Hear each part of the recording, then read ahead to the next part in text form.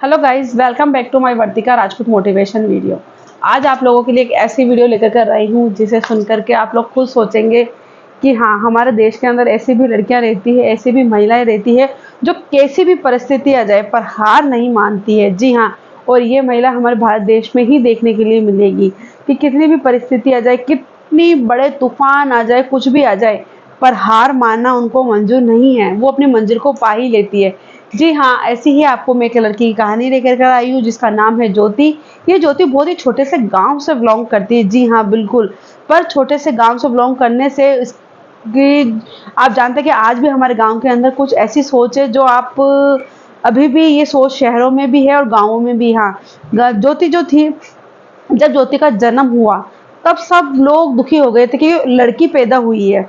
जी हाँ, लड़की का नाम सुनकर के सब बोलते, अरे सत्यानाश हो गया, लड़की हो गई। क्योंकि ज्योति के पहले ही दो बड़ी बहनें थी, तीसरे नंबर पे ज्योति हुई, तो और भी ज्यादा मतलब वो हो गया कि तीसरे नंबर की लड़की है, तीन तीन लड़कियां हो चुकी है, लड़का तो इनके कर्म में है ही नहीं, वंश कैसे चलेगा। बहुत कुछ ज्योति की माँ को इस चीज के बारे में सुनना पड़ा। जैसे ही ज्योति धीरे धीरे बड़ी हुई, इसके कारण इसके पिताजी, लड़की होने के कारण पिताजी को दारू की लत लग गई और वो अपना काम धाम छोड़ करके दारू पीने के अंदर मगन होने लगे और ये चीजें की टेंशन करने लगे।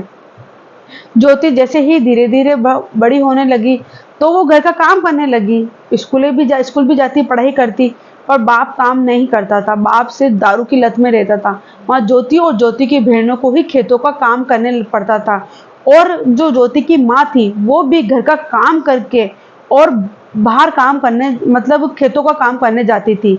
पर इतनी बार ऐसा होता था कि जो ज्योति के पिताजी है वो खेती बाड़ी के पैसे आने पे उसकी माँ से छीन लेते और आधे पैसे वो ऐसे ही उड़ा देते थे। ज्योति की माँ है गांव में रहने के कारण उसके ज्योति के पिता को भी कुछ नहीं बोल सकती थी क्योंकि वहाँ पूरा परिवार इकट्ठा रहता था और पहले के चलन में यही होता था कि बहू बेटियां आदमी के सामने नहीं बोल सकती थी। और तो ज्योति भी ऐसे बस बैठे बैठे यूं देखती रहती थी। जैसे ही ज्योति बड़ी होती जा रही, धीरे धीरे ज्योति के ऊपर जिम्मेदारियां और पड़ती जा रही, काम का बोझ अलग पड़ता जा रहा था। ज्योति को एक छोटा सा फोन था। ज्योति के पास में एक दिन ऐसे ही कुछ रॉन्ग नंबर आता है किसी लड़के का और धीरे धीरे ज्योति से उसकी बात इतनी बढ़ती जाती है, इतनी बढ़ती जाती है कि शादी तक वो लोग बात करने लगते कि हम अब शादी करेंगे। पर ये ज्योति की ना तो बहनों को पता था, ना ही किसी को पता था और ज्योति का काम ऐसे ही चला जा रहा। धीरे धीरे ज्योति की और उनकी नज़दीकियां बढ़ने लगी और उन्होंने बोला कि इस फैसला किया कि हम दोनों शादी करेंगे। पर यह बात किसी को नहीं पता था कि ज्योति जानती थी कि गांव में रहने से और परिवार में रहने से ये बात कोई एक्सेप्ट नहीं करेगा। पर फिर होता ऐसा है कि एक दिन जब तकिए के नीचे वाइब्रेट करता होता है फोन, तो ज्योति की जो बहन है वो सुन लेती है और बोलती है किसका फोन है। तो फिर ज्योति की बहनों को पता चलता है, ज्योति की माँ को पता चलता है कि ज्योति किसी लड़के से बात करती है। ज्योति के ऊपर हर चीज का प्रतिबंध लगा दिया गया, घर से बाहर नहीं निकलेगी। अगर ज्योति खड़ी होती तो सोचते ज्योति फोन से बात करी दिखती है। ज्योति अगर बाहर जाती तो माँ ऐसे सोचती कि ये लड़के से मिलकर कर आई दिखती है। ज्योति अगर कुछ भी करती, अगर अकेले कमरे में बैठी रहती तो उसको शक की निगाह से देखा जाता था। एक दिन तो ऐसा भी हुआ कि ज्योति की माँ और ज्योति के जो पिताजी थे वो ज्योति को उस चीज पर मारने लगे, शक करने लगे कि तू ऐसा हमारे परिवार में किसी ने नहीं किया, यूं नहीं किया, तुम हमारे नाम बदनाम करोगी। ये मतलब जागतियां ज्योति के साथ में बढ़ती जा रही थी। ज्योति को यहाँ तक कि जंजीर से भी बांध करके रखा जाने लगा अब धीरे धीरे। अब ज्योति की बस की बात नहीं थी। ज्योति का जो जिससे वो प्यार करने लगी थी उसको बोला कि उसने बोला कि मैं वहां पर आता हूँ, तो ज्योति ने मना कर दिया कि नहीं, यहाँ जब मेरे बूढ़े बुजुर्ग को पता चलेगा तो वो मुझे मार देंगे, मेरा पैर काट देंगे या मेरी आंखें निकाल देंगे या तुम्हें मार देंगे, तुम यहाँ पे मत आना, मैं ही आऊंगी। ज्योति वहां से कैसे कर कुराकर अपने घर को छोड़ करके वहां से बाहर चली जाती है। आधी दूर पे वो आती है और आधी दूर पे वो लड़का आता है। लड़का उसको लेकर के वहां अपने घर पे चला जाता है बाहर और वहां चला जाता है। तब को जो ज्योति थी वो गांव की लड़की थी, वो थी उस टाइम उसके हालात बहुत बेकार हो रखे थे। सांवली सी लड़की, पतली दुबली सी लड़की। तो उसके घर वाले बोलते हैं कि ये तो कोई ऐसे नौकरानी की तरह लग रही है, मैं तो इससे नहीं रख हम तो इसे नहीं रखेंगे। पर तो जो ज्योति के जो ससुर जी, होने वाले ससुर जी थे, वो उसके सपोर्ट में थे। तब ससुर जी ने बोला कि एक काम करो, ज्योति को यहाँ मत रखो, ज्योति के किसी के किराए के रूम में रखो। ज्योति वहाँ किराए के रूम में रहने लगी और पर फिर भी उसकी सास ने, उसकी ननदों ने उसको एक्सेप्ट नहीं किया और ज्योति का जो पति था वो ज्योति का सपोर्ट किया। उसने बोला शादी तो मुझे ज्योति से ही करनी है, चाहे कैसी भी लगे। और उसने आकर के ज्योति से शादी कर ली। उसके ससुराल वाले में जो ननद सासू वगैरह थी वो बहुत उसके खिलाफ थी।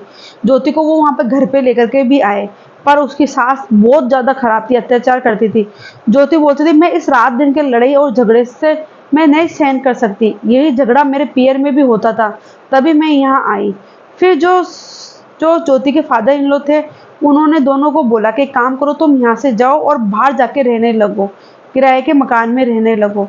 ज्योति वहाँ किराए के मकान में रहने लगी। नए नए शहर में उसके पति को सिर्फ मात्र 4,000 की नौकरी मिली, और 4,000 की नौकरी से क्या होता आप लोगों को भी पता है, कुछ नहीं होता। ज्योति के खाने पीने के लाले पड़ने लगे, और इधर से ज्योति के ससुराल वालों की जागतियां भी बढ़ने लगी, कभी किसको भेजते कभी किसको भेजते कि तू इसे छोड़ दे। और ज्योति कुछ टाइम बाद में प्रेग्नेंट हुई। जब ज्योति खुद भी कभी कभी पहले गुस्से में आकर के कभी नस काट लेती, खुद को मारने की करती कि मेरे साथ में क्या हो रहा है, मेरे पियर वालों ने मुझे यूं करा और मेरे ससुराल वाले भी मुझे नहीं संभाल रहे हैं। सिर्फ उसके पति ने और उसके ससुर जी ने उसका साथ दिया।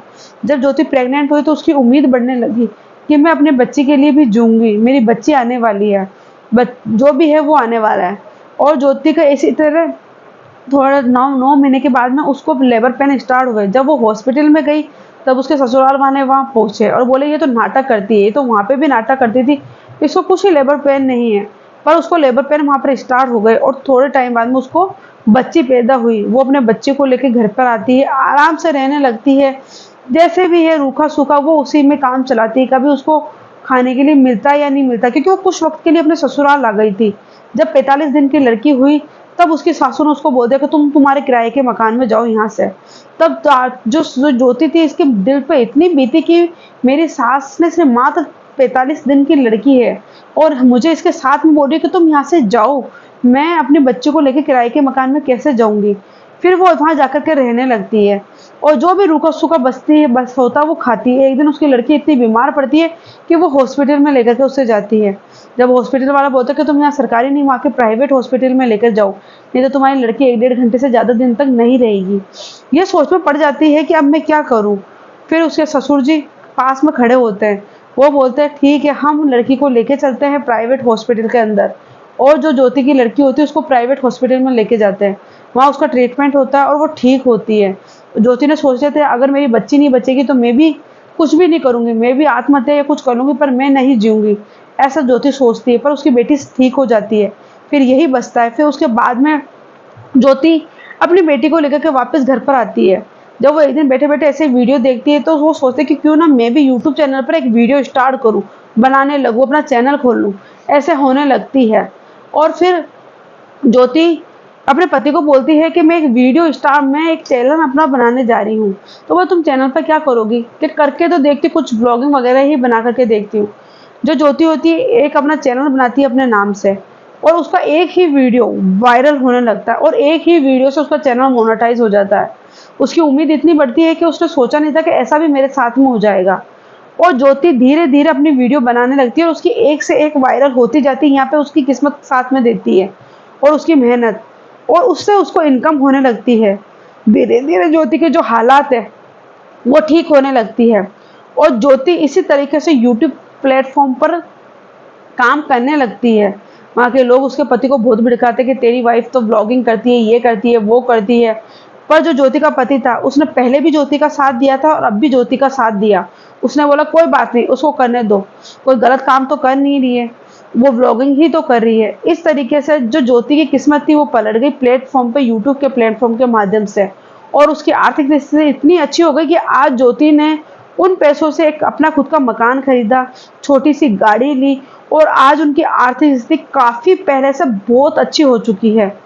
तो ज्योति ने इस चीज पर हिम्मत नहीं हारी, क्योंकि एक पीयर वालों का सपोर्ट नहीं और एक ऊपर से पीयर वालों का सपोर्ट नहीं, ससुराल वालों में सिर्फ ससुर का और हस्बैंड का होने के कारण जो ज्योति थी वो काफी डिप्रेशन का शिकार हुई। ऐसी बात नहीं कि वो डिप्रेशन का शिकार नहीं हुई, बहुत ज्यादा डिप्रेशन का शिकार हुई, पर उसने हिम्मत नहीं हारी और उसने एक कदम उठाया और उसी कदम से वो आगे बढ़ी और आज उसने यूट्यूब के प्लेटफॉर्म पर इतनी बड़ी पहचान बनाई है कि वो बहुत अच्छी सैलरी कमाती है और अपनी बच्ची का वो बहुत अच्छी तरीके से ध्यान रखती है। उसका रहन सहन बदला और मतलब वो एक दूसरी महिलाओं के लिए एक पहचान बनी, एक मतलब होता है ना एक आदर्श बनना, वो बनी। तो यही होता है कि महिलाएं खुद नहीं हारती है, महिलाओं में इतनी शक्ति होती है कि वो किसी चीज को जीत लेती है।